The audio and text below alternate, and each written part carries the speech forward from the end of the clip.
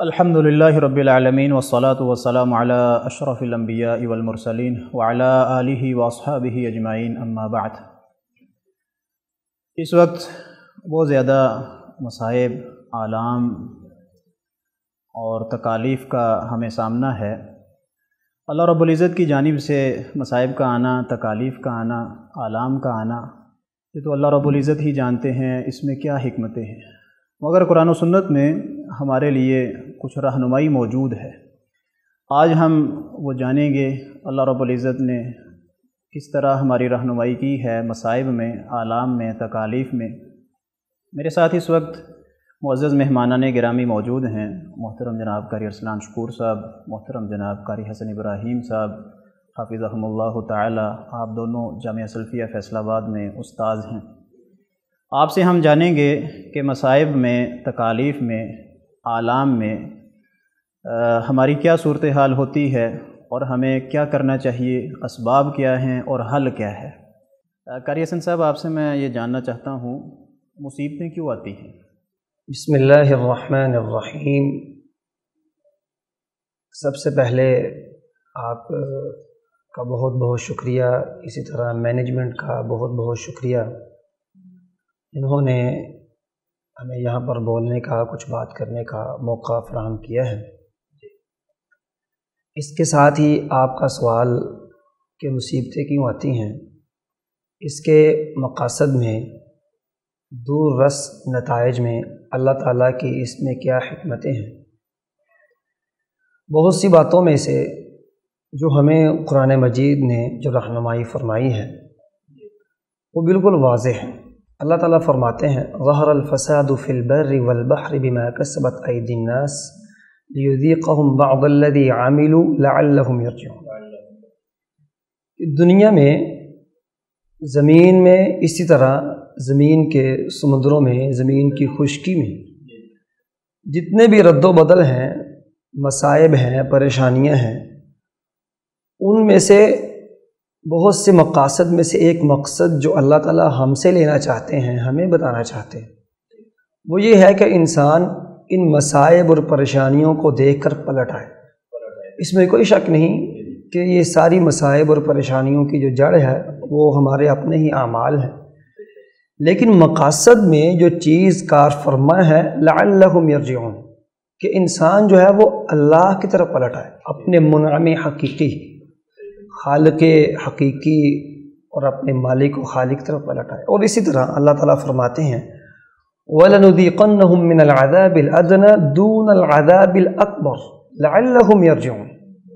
یہاں بھی یہی مقصد اللہ تعالیٰ نے ہمیں بیان فرمایا کہ اللہ تعالیٰ پہلے کچھ تھوڑی سی آزمائش دیتے ہیں، پھر کچھ اس سے زیادہ، پھر اس سے زیادہ، کہ کہیں تو انسان پلٹے گا نا، کہیں تو یہ اس کو آیت سمجھ آئے گی نا أَلَمْ يَأْنِ لِلَّذِينَ آمَنُوا أَن تَخْشَعَ قُلُوبُهُمْ لِذِكْرِ اللَّهِ، کبھی تو اس کا دل پلٹے گا اللہ کا ذکر سن کے، اللہ کی آیات کو سن کے۔ اور اسی حوالے سے یہ آیت بڑی واضح ہے، اور اس کو سن کے، اس کو پڑھ کے ایک مسلمان کو ضرور بھی ضرور رب کی طرف رجوع کرنا چاہیے۔ اللہ تعالیٰ فرماتے ہیں أَوَلَا يَرَوْنَ أَنَّهُمْ يُفْتَنُونَ فِي كُلِّ عَامٍ مَرَّةً أَوْ مَرَّتَيْنِ ثُمَّ لَا يَتُوبُونَ وَلَا هُمْ يَذَّكَّرُونَ۔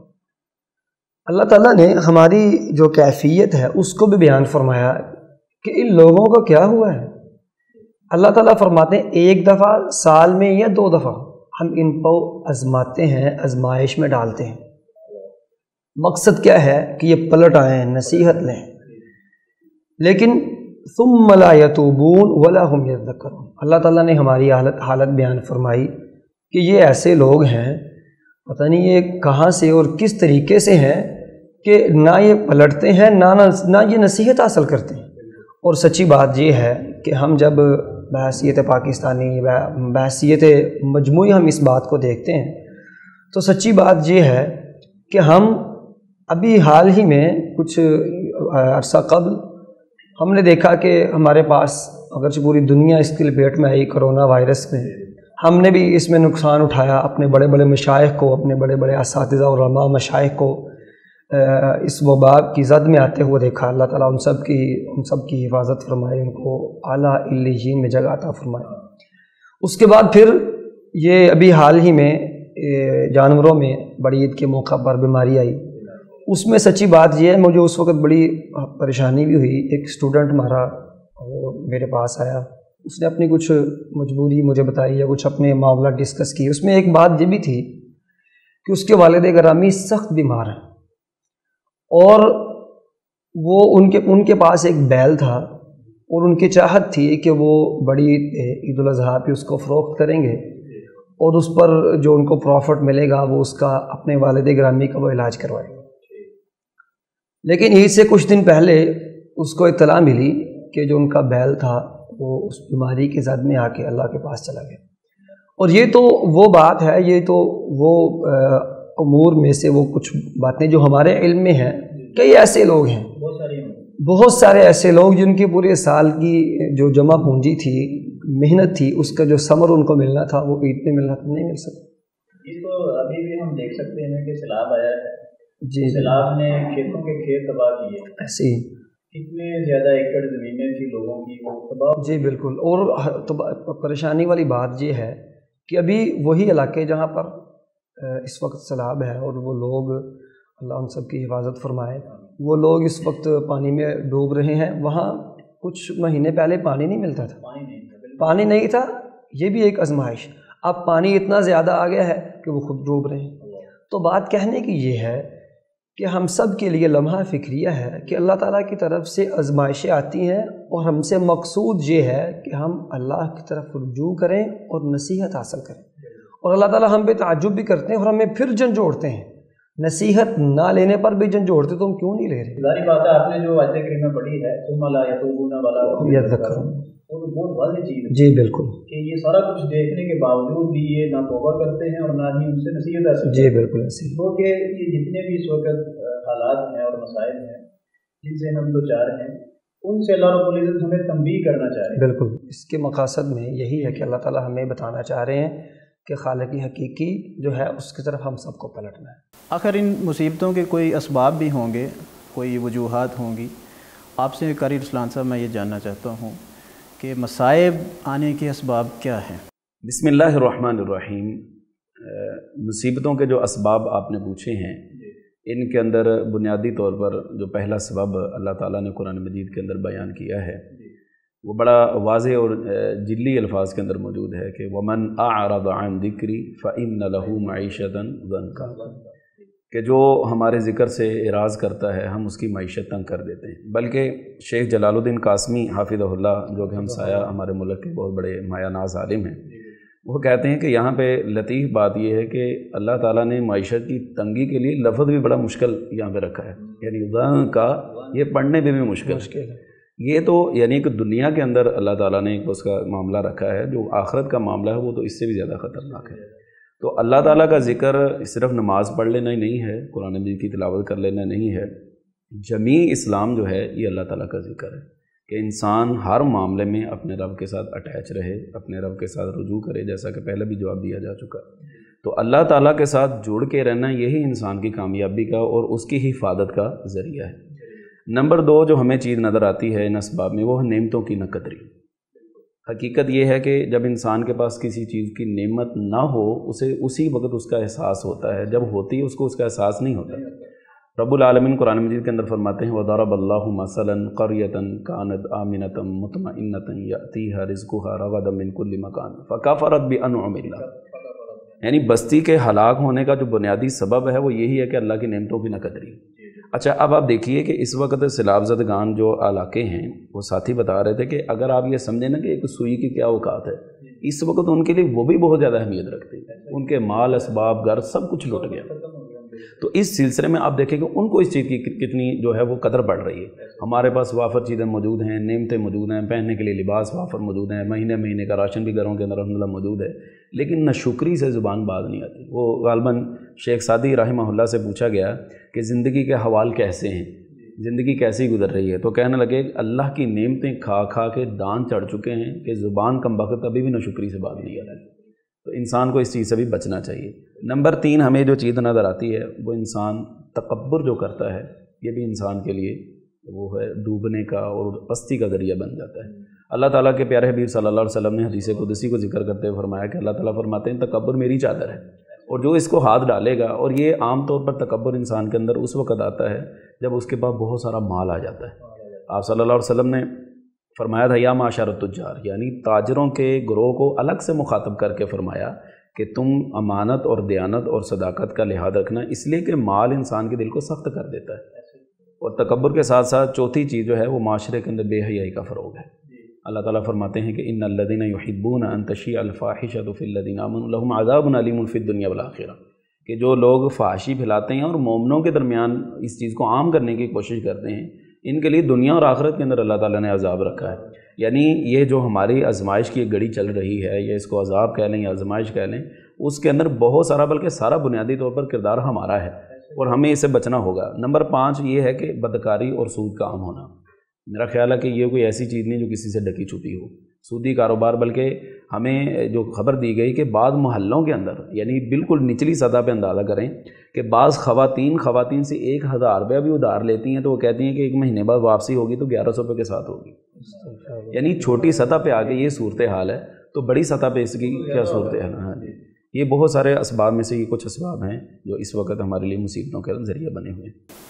تو یہ چیزیں جو آپ نے ذکر فرمائی ہیں، قرآن مجید سے اعراض ہے، نعمتوں کی ناقدری ہے، تکبر ہے، معاشرتی بے حیائی کو فروغ دینا ہے، اور بدکاری اور سود کا عام ہونا ہے، یہ تو وہ چیزیں ہیں جو ہمارے سامنے ہیں، اور بہت ساری چیزیں ایسی ہیں جو ہمارے سامنے نہیں ہیں، بالکل ایسے ہی، اور بعض دفعہ تو ہمیں ان سے واسطہ بھی نہیں ہوتا، لیکن جنہیں واسطہ ہوتا ہے وہ جو ہے وہ اس کا شکار بھی ہوتے ہیں اور اس سے دوچار بھی ہوتے ہیں۔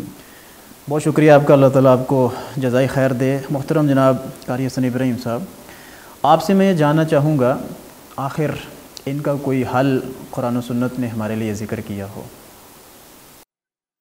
سب سے پہلی بات تو محترم قاری صاحب یہی ہے کہ کوئی بھی مسئلہ دنیا میں ایسا نہیں جس کا اللہ تعالیٰ نے حل نہیں پیش کیا، تو کیونکہ یہ ہم نے ہی اس کو وجود دیا ہے، ان سارے مسائل کو، اسباب میں جتنے اسباب دیکھے جائیں جیسے شیخ نے بیان فرمائے، وہ سارے کے سارے اسباب ہمارے پیدا کیے گئے، اگر اس میں کوتاہی ہیں تو وہ ہماری ہی ہیں۔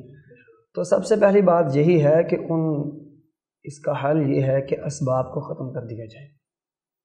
اسباب کو جب ہم ختم کریں گے تو سب سے پہلی بات جو ہمارے سامنے آئے گی وہ یہ ہے کہ پیارے رسول صلی اللہ علیہ وسلم کی انسان ایک مسلمان نافرمانی سے بچ جائے۔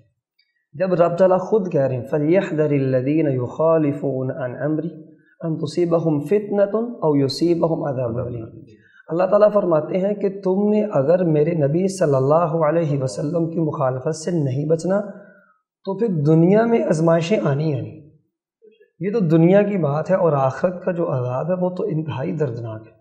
اس کا مطلب یہ ہے کہ اگر ایک مسلمان دنیا کی زندگی میں پیارے رسول صلی اللہ علیہ وسلم کی بات کو مان لے اور نافرمانی سے بچ جائے تو انشاءاللہ اس کے لیے آزمائشوں کا دور، تکلیفوں کا اور مصائب کا جو دور ہے وہ انشاءاللہ انتہائی کم ہوگا۔ آزمائشیں اللہ تعالیٰ اپنے بندوں کو ان کے درجات کو بلند کرنے کے لیے وہ اللہ تعالیٰ آزماتے بھی ہیں۔ اس کے ساتھ صحیح مسلم کی روایت کو پڑھا جائے تو سلمہ بن اکوع رضی اللہ عنہ وہ بیان کرتے ہیں کہ ایک آدمی رسول اللہ کے پاس بیٹھا کھانا کھا رہا تھا، اس کو کہا کہ دائیں ہاتھ سے کھا لو۔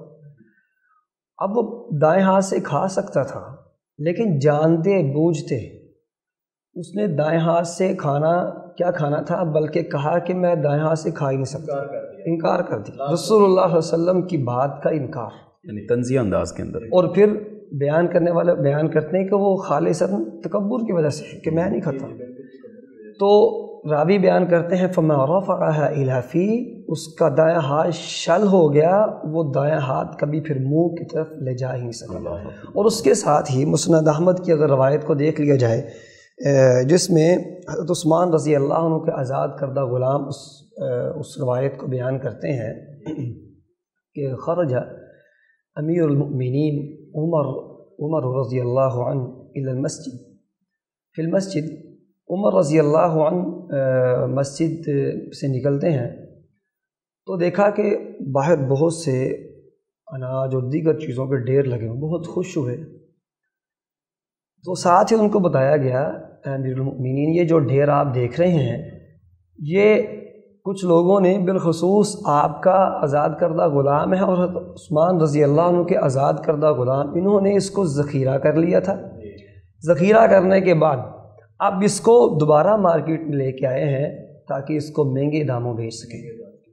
آپ نے یہ بات سنی تو بڑی پریشانی اور بڑی تکلیف میں ہوئی، تو ساتھ ہی آپ صلی اللہ علیہ وسلم کا فرمان سنایا کہ جو شخص بھی ذخیرہ کرتا ہے اور اس طرح کے معاملات کو مسلمانوں کو تکلیف دینے کے لیے کرتا ہے، یہ وہ شخص ہے کہ اللہ تعالیٰ اس کو بھوک اور افلاس کا شکار کر دیں گے، یا پھر یہ شخص کوڑ کا کہ موذی مرض میں مبتلا ہو جائے گا۔ جب یہ بات سنی تو فوری حضرت عثمان رضی اللہ عنہ کا جو آزاد کردہ غلام، غالباً ان کا نام فروخ بتایا جاتا ہے، تو انہوں نے کیا کیا، فوری کہا امیر المؤمنین میں اللہ سے توبہ کرتا ہوں، آئندہ میں ایسا نہیں کروں گا۔ سبحان تو انشاءاللہ اللہ ان کی توبہ قبول فرمائی اللہ تعالیٰ نے اور ان کو سرخرو کر دیا۔ لیکن جو دوسرے صاحب تھے وہ کہنے لگے ہم نے اپنے پیسوں سے اس کو لیا ہے، اپنے پیسوں سے ہم خرید رہے ہیں، اپنی مرضی کریں گے اس میں۔ تو خیر وقت گزرا، ابو یحییٰ رحمہ اللہ فرماتے ہیں ہم نے خود اس کو دیکھا کہ واقعی وہ کوڑ کے مرض میں مبتلا ہو چکا تھا۔ بات کہنے کی یہ ہے کہ ایک مسلمان اگر رسول اللہ صلی اللہ علیہ وسلم کی بات کو نہیں مانتا تو اس پر آزمائشیں تو آئیں گی۔ تو حال کے طور پر ہم یہ کہہ سکتے ہیں آپ صلی اللہ علیہ وسلم کی بات کو مان لیا جائے، اللہ تعالیٰ انشاءاللہ اس کو رحمت کے خوبصورت پردوں میں لپیٹ دیں گے۔ دوسری بات اس میں یہ ہے، ایک مسلمان جیسے ہم نے اس کے مقاصد کو دیکھا تو ہم نے بات کی کہ اللہ کی طرف رجوع کرے، تو حال بھی یہی ہے کہ ایک مسلمان جو اللہ چاہتے ہیں رجوع الی اللہ وہ کرنا شروع کر دے۔ اللہ تعالیٰ فرماتے ہیں وَمَا كَانَ اللَّهُ لِيُعَذِّبَهُمْ وَأَنْتَ فِيهِمْ وَمَا كَانَ اللَّهُ مُعَذِّبَهُمْ وَهُمْ يَسْتَغْفِرُونَ۔ اللہ کا عذاب نہ آئے، اس کے اسباب میں سے دو سبب ہو سکتے ہیں کہ ایک تو آپ کی موجودگی، نبی مکرم صلی اللہ علیہ وسلم کی موجودگی بہت بڑی عظیمت کی بات ہے، آپ کی موجودگی میں عذاب نہیں آئے گا۔ دوسرا حل یہ ہے کہ اگر یہ چاہتے ہیں عذاب نہ آئے تو پھر استغفار، اللہ سے رجوع کرتے رہیں۔ اور اسی طرح مسند احمد کی اگر روایت کو دیکھا جائے تو رسول اللہ صلی اللہ علیہ وسلم فرماتے ہیں العبد آمن، ایک مسلمان ایک آدمی اللہ کے عذاب سے تب تک دور رہتا ہے جب تک وہ اللہ سے استغفار کرتا رہتا ہے، اپنے گناہوں کی بخشش مانگتا رہتا ہے۔ اسی طرح ایک حقائق بیان کی جاتی ہے کہ ایک بادشاہ اس کے دور میں قحط پڑ گیا، اس نے جو اس کے پاس تھا، جو اس کے فرائض تھے، جو اس کے پاس مکمل طور پر جو انتظامات تھے، ہر چیز کو صلاحیتوں کو بروئے کار لا کر اس نے تمام تر انتظامات کر دیے، خزانوں کے منہ کھول دیے۔ لیکن کیا ہوا کہ آخر کار جو نتیجہ یہ نکلا کہ کچھ نہ کچھ بالکل معمولی سا فرق پڑا۔ جیسے وہ ایک مثال بنی ہوئی ہے کہ اونٹ کے منہ میں زیرہ، بہت معمولی سا فرق پڑا، بڑا پریشان ہے، اور اس کے مشیروں میں سے ایک خاص اس کا مشیر پوچھتا ہے کہ کیا مسئلہ ہے، کیا ہوا؟ اس نے بتایا کہ میں نے جو مجھ سے ہو سکا میں نے کر دیا، لیکن کوئی فرق ہی نہیں پڑ رہا۔ تو وہ مشیر کوئی دانا آدمی تھا، اللہ والا تھا، اس نے کہا بادشاہ سلامت بات یہ ہے، آپ کو اللہ نے زمین کی بادشاہی دی تھی، آپ نے زمین کے وسائل کو استعمال کر لیا، اختیارات کو استعمال کر لیا، اور یہ جو عذاب، یہ جو آزمائشیں، یہ جو مصائب اترتے ہیں وہ آسمانوں سے آتے ہیں۔ اب زمین کا کام ختم ہو چکا، اب آسمان والے سے آپ رجوع کر لیں، اور وہی بھیجنے والا تھا وہی ختم کرے گا۔ اور میرا خیال ہے کہ آج کے دور میں بھی جس دور میں ہم گزر رہے ہیں کہ یہ سیلاب، یہ پانی، یا آسمانوں سے پانی کا برسنا، زمین کا پانی اگلنا، یہ سب کے سب اگر دیکھا جائے تو اس میں اگر ہم دیکھتے ہیں تو یہ آسمان والا ہی اس پہ کرم کر سکتا ہے، اس کی طرف ہمیں رجوع کرنا چاہیے۔ یہ تو بہت ضروری ہے کہ ہم بحیثیت مجموعی اعتبار سے ہم سب اللہ رب العزت کے دربار میں پیش ہوں اور اللہ رب العزت سے اپنے گناہوں کی معافی مانگیں۔ جب تک ہم اجتماعی لحاظ سے یہ کام نہیں کرتے، انفرادی تو لوگ کر رہے ہیں۔ آپ دیکھتے ہیں مساجد میں اذان ہو جاتی ہے، لوگ نہیں آتے، وہی نمازی ہیں جو مستقل نمازی ہیں، اور ایک صف 1.5 صف ہوتی ہے مسجد میں۔ امام صاحب خطبہ شروع کرتے ہیں تب بھی ایسا ہی ہوتا ہے کہ مسجد میں 1 صف 1.5 صف ہوتی ہے، لوگوں کو پند و نصائح ہوتے ہیں، انہیں واعظ ہوتا ہے، نصیحت ہوتی ہے، اور میرا خیال کہتا ہے کوئی بھی خطبہ کسی بھی خطیب صاحب کا ایسا نہیں ہے کہ جس کے اندر کوئی واعظ، نصیحت یا قیامت کی ہولناکیوں سے متعلق کوئی بات نہ ہو۔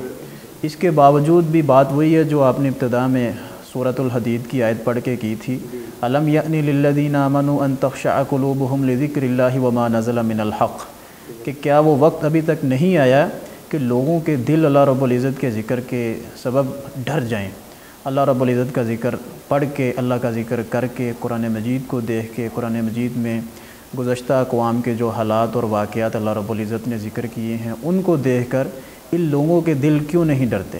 یا پھر جو ہمارے حالات اس وقت بنے ہوئے ہیں، جیسے کرونا کا آپ نے ذکر کیا، سیلاب کا ذکر کیا، اور جانوروں کے اندر جو بیماری آئی تھی اس کا ذکر کیا، ان سارے حالات کو دیکھ کر بھی ہمارے دل نہیں ڈرتے۔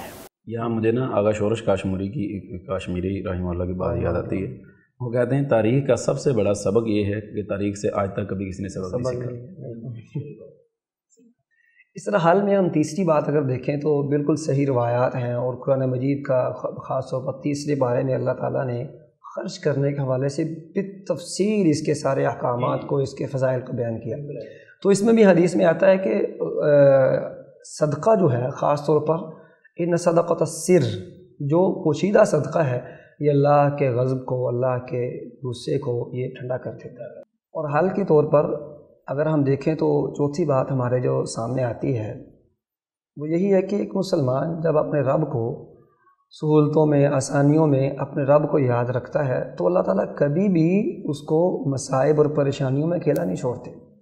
جامع ترمذی کی روایت اس میں بالکل واضح ہے۔ پیارے رسول صلی اللہ علیہ وسلم فرماتے ہیں، من سرہ ان یستجیب اللہ لہ عند الشدائد والکرب فلیکثر الدعاء فی الرخاء۔ جو شخص اس بات کو پسند کرتا ہے، اور میرا خیال ہے کہ ہم سب اس بات کو چاہیں گے کہ اللہ تعالیٰ ہمیں پریشانیوں میں، شدائد میں، کرب اور تکلیف کے عالم میں ہمیں اکیلا نہ چھوڑے، پھر اس کا حل یہ ہے کہ ہمیں سہولتوں، آسانیوں میں، خوشیوں میں بھی اللہ کو کبھی نہیں بولنا چاہیے۔ اور سچی بات یہ ہے کہ اللہ تعالیٰ نے قرآن مجید کی آیت میں ہماری ہی نشاندہی کی، ہمارا ہی عمل بیان کیا۔ اللہ تعالیٰ فرماتے ہیں وَإِذَا أَنْعَمْنَا عَلَى الْإِنسَانِ أَعْرَضَ وَنَأَىٰ بِجَانِبِهِ وَإِذَا مَسَّهُ الشَّرُّ فَذُو دُعَاءٍ عَرِيضٍ۔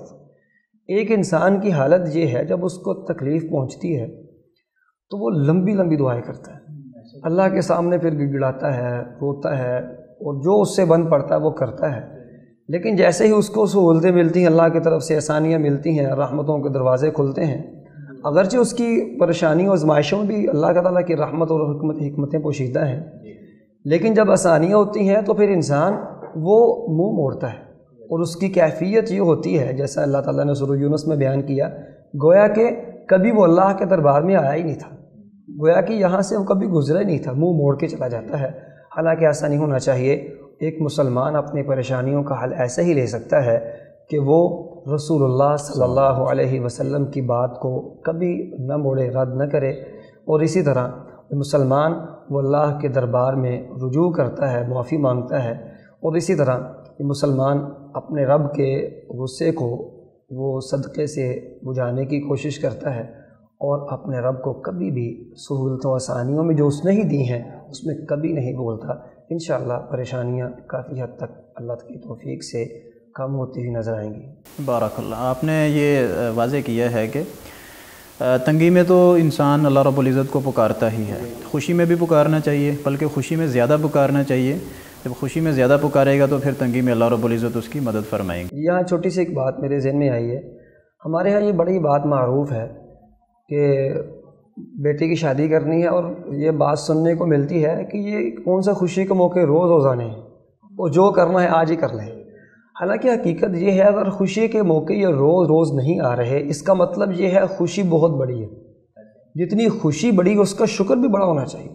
اس کا مطلب یہ ہے بڑے شکر کے موقع بھی روز روز نہیں آنے، تو اس بڑے شکر کا جو بڑی خوشی کے موقع پر ہم کرنے جا رہے ہیں، اس موقع کو بھی ایک مسلمان کو غنیمت سمجھنا چاہیے، نہ کہ اس خوشی کے موقع کو، اس شکر کے موقع کو انسان ناشکری کر کے ضائع کر دے۔ اس کو اللہ کے سامنے جھکنا چاہیے تاکہ پریشانیوں میں ہمارا رب تعالیٰ حامی و ناصر ہو۔ یہ بات بھی واضح ہو رہی ہے کہ پریشانی میں بعض دفعہ فائدہ ہمارا ہی ہوتا ہے۔ جی بالکل، پریشانی تو ملتی ہے لیکن فائدہ یہ ہو جاتا ہے کہ بندے کو اللہ رب العزت کا قرب مل جاتا ہے۔ چونکہ خوشی میں بعض دفعہ بندہ وہ عبادت نہیں کر پاتا جو تنگی میں کر لیتا ہے، مصیبت میں کر لیتا ہے۔ مصیبت میں اٹھتے بیٹھتے، اور جیسے وہ سورہ یونس میں بھی ہے لِجَنبِهِ او قاعدا او قائما، پہلو پر بیٹھے کھڑے اللہ رب العزت کو وہ بلاتا ہے، پکارتا ہے۔ یعنی کہ تنگی میں بھی ہمارے لیے یہ فائدہ ہے کہ ہم اللہ رب العزت کے قریب ہو جاتے ہیں۔ میں کریم ارسلان صاحب آپ سے یہ جاننا چاہوں گا کہ ہماری کیا ذمہ داری ہے اس موقع پر؟ کوئی ذمہ داری ہم پر عائد ہوتی ہے؟ یقیناً ایک بحیثیت ایک قوم، ایک شہری اور ایک مسلمان بنیادی طور پر ہمارے اوپر بہت بڑی ذمہ داریاں عائد ہوتی ہیں۔ ان میں سب سے پہلی یہ کہ ہمارے بھائی، ہماری بہنیں، ہماری مائیں اگر مصیبت میں پھنس جاتی ہیں تو ان کے دکھوں کا مداوع کیا جائے۔ احادیث میں ملتا ہے کہ رسول اللہ صلی اللہ علیہ وسلم کے زمانے میں ایک قبیلہ مضر، اس پر جب قحط سالی ہوئی تو آپ صلی اللہ علیہ وسلم نے ان کے لیے اب صحابہ کرام کو توجہ دلائی، تو ان کے لیے جب بہت سارا سامان اکٹھا ہو گیا تو آپ کا چہرہ مبارک منور ہو گیا، خوشی سے آپ صلی اللہ علیہ وسلم جو ہے وہ ایک عجیب کیفیت ہو گئی۔ تو بھائیوں پر، بہنوں پر جب مصیبت آ جاتی ہے تو ہماری ذمہ داری بنتی ہے ان کے دکھوں کا مداوع کریں، نہ کہ ان کی اس تکلیف کا یا ان کا مذاق اڑایا جائے یا کوئی ایسا معاملہ کیا جائے جس سے تکلیف میں مزید اضافہ ہو۔ اگر ہم ان کے لیے کچھ کر نہیں سکتے مالی طور پر یا کسی طور پر، تو کم از کم ایک دعا ہمارے پاس موجود ہے، ہم ان کے لیے کر سکتے ہیں کہ اللہ تعالیٰ ان کی مدد فرمائے اور اللہ تعالیٰ ان کو اس نقصان سے بچائے۔ دوسری بات ہمارے میں یہ بنتی ہے کہ شفقت کا ہاتھ رکھیں۔ شفقت کا ہاتھ کا طریقہ کار یہی ہے کہ انسان ان کے لیے جتنا بھی اس کا تعلق ہے یا جہاں تک بھی اس کا حلقہ احباب ہے وہاں تک وہ اپنے تعلقات کو استعمال کرتے ہوئے ان کے لیے دست شفقت رکھے، ان کے لیے تعاون اکٹھا کرے، جتنی کمک ان تک پہنچا سکتا ہے وہ پہنچا لے۔ تیسری اور آخری اس اعتبار سے یہ ہے کہ اپنے حصے کا انسان کام کرے۔ جگنوں سے کہتے پوچھا گیا ہے کہ جب سورج غروب ہو جائے گا تو تم کیا کر سکتے ہو؟ اس نے کہا میں اپنے حصے کی روشنی جلا سکتا ہوں۔ تو انسان کا جتنا حصہ اس کا ہے کم از کم وہ اپنا حصہ ڈال دے، اپنی ذمہ داری پوری کر دے۔ اس بادشاہ کے اعلان کی طرح نہ ہو جس نے اعلان کیا تھا کہ ہم نے ایک حوض بنا دیا ہے، تالاب بنا دیا ہے اور سارے لوگ اپنے اپنے حصے کا پانی ڈال دیں تاکہ یہ بھر جائے۔ اگلے دن جب دیکھا گیا تو وہ تالاب سارا خالی کا خالی، ہر بندہ اپنی جگہ یہ سوچ کے بیٹھ گیا کہ میرے پانی سے یا میرے ڈول سے کیا بنے گا۔ نتیجہ یہ نکلا کہ وہ حوض خالی کا خالی رہ گیا۔